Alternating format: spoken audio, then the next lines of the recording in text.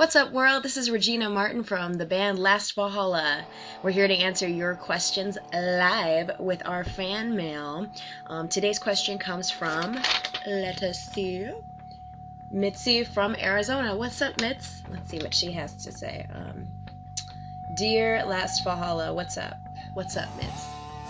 Wanted to know how you go about getting gigs. We're a new band in our area and we're having trouble. Okay, yeah, welcome to a musician's world, right?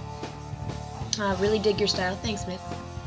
Wanted to know if you had any advice. Well, yeah, I think getting gigs is essential, obviously. So I think number one, you have to have confidence when you go in, know that you're good, know that you're hot, and just project that. Make sure that when you go in, you speak with the owner or the booking manager, or you find out their name. And it's so important to find out their name and be on a first name basis. So if I were to go to a club, first I'd research a little bit, see what kind of music they play, see who their managers are, maybe even call and be like, hey, like that show, you know, who does the booking here? Or just call and just be honest, be like, hey, we're a hot new band, we're looking for booking. Just be sweet about it too. Always, you know, kill them with kindness too. That's, you know, with girls we can finesse maybe a little bit. I hate to say this, but it's true. Two, you want to have a CD with your songs on it, or maybe even movies. Ooh, even better. That would be great, so that the owner can hear that you're serious, that you know what you're doing, and you're good.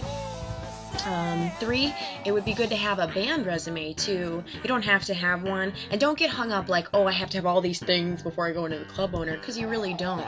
And with the CD, with a good quality recording, that can be tough because we're musicians. We don't have that much money, right? Unless you have some amazing sponsor producer, which is always nice, and that's good to get too. That'll be in another video, no doubt. I'm sure somebody will ask that question, how to get a producer. But it's pretty easy to get a decent recording. You could do it yourself at home if you have the equipment, obviously.